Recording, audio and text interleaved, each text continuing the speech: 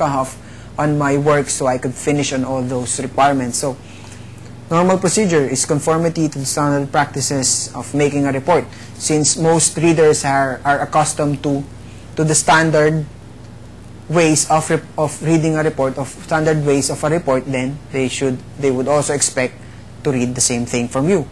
Objectivity, the writer is assuming the detached, impartial point of view. It involves writing in the matter that interested second party.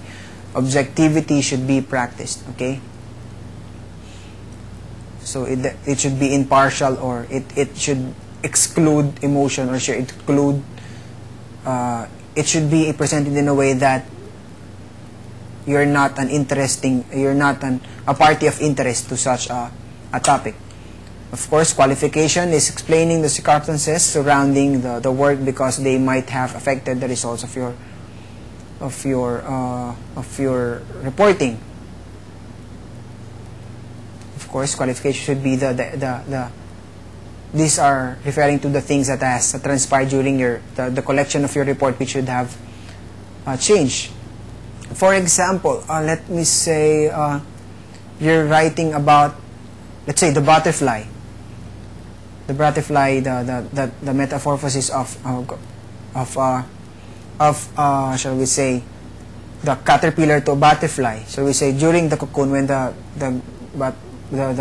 caterpillar was on the cocoon, it was disturbed. So the original process was disturbed. So that should be taken note. That should be noted on your report, as that may have affected the report. Of course, straight sentences, it is a good idea to limit the sentences to one idea or two closely related ideas. So I think that's already smooth in academics. So thoroughness, treating your subject fully for your report to have a lasting value. So I think I presented some other shall we say, the PowerPoint I've presented today is actually I put in some animations to it, but it's not working. I believe it is because of the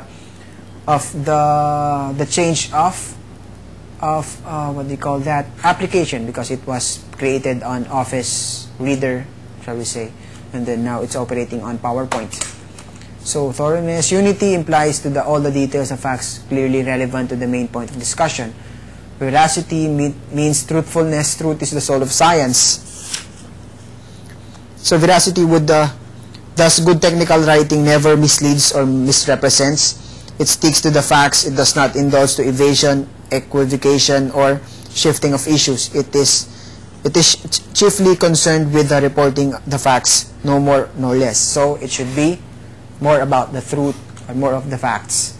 It should stick on the facts. Sorry about that. Okay, viewpoints. As a report is written from a certain viewpoint, that of a reporter, teacher, researcher, or the like. Viewpoint is established on the first sentence and should be maintained throughout. So if you started the report as a student, you should end as a student. If you started as a researcher, end as a teacher, or as a researcher. So it should be established throughout. Word choice, of course, I think you're familiar with that. Zest. Zest should be, of course, we all know that technical writing is it's a hard thing to do.